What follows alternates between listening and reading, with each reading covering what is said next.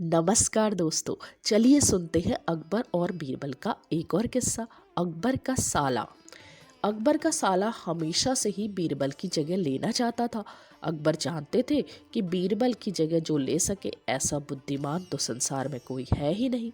फिर भी जोरू के भाई को वह सीधे ना तो बोल नहीं सकते थे।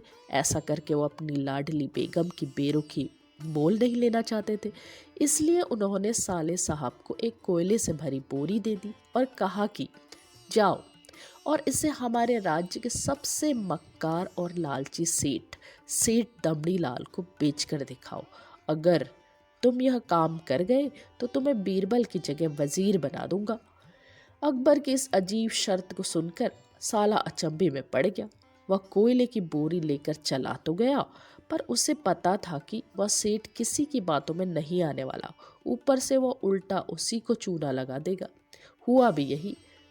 सेठ दमड़ीलाल ने कोयले की बोरी के बदले एक ढेला भी देने से इनकार कर दिया। साला अपना सा मुंह लेकर महल वापस लौट आया और अपनी हार स्वीकार कर ली। अब अकबर ने वही काम बीरबल को करने को कहा।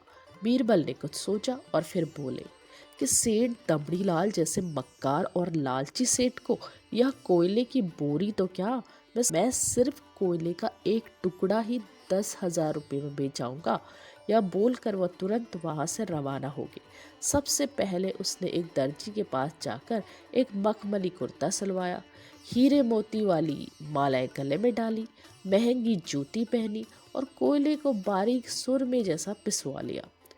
फिर उसने पिसे कोयले को एक सुरमे की छोटी चमकदार डिब्बी में रख लिया। इसके बाद बीरबल ने अपना भेष बदल लिया और एक मेहमान घर में रुककर इश्तिहार दे दिया कि बगदाद से बड़े शेख आए हैं जो करिश्माई सुरमा बेचते हैं, जिसे आंखों में लगाने से मरे हुए पूर्वज दिख जाते हैं, और यदि उन्होंने कहीं कोई धन गाड़ा है तो उसका पता बताते हैं।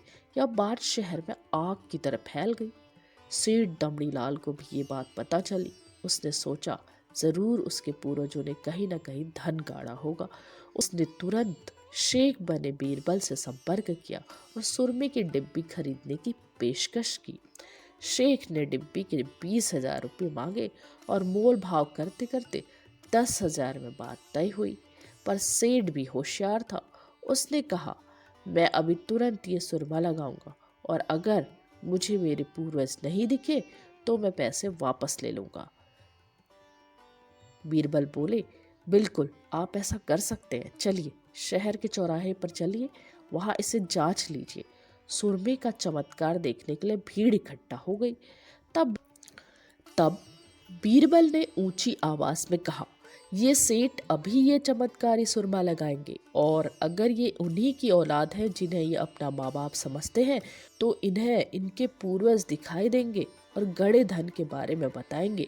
लेकिन अगर आपके माँ बाप में से किसी ने भी बेईमानी की होगी और आप उनकी असल औलाद नहीं होंगे तो आपको कुछ भी नहीं दिखेगा। और ऐसा कहते ही बीरबल ने सेठ की आंखों में सुरमा लगा दिया।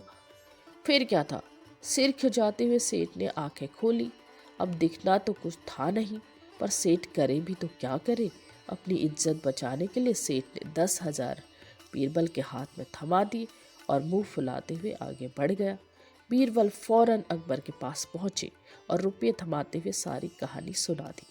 अकबर का साला बिना कुछ कहे अपने घर लौट गया और अकबर बीरबल एक दूसरे को देखकर मंद मंद मुस्काने लगे। इस किस्से के बाद फिर कभी अकबर के साले ने बीरबल का स्थान नहीं मांगा। तो दोस्तों, ये था अकबर और बीरबल का एक और किस्सा। कैसा लगा आपको ज़रूर बताइए।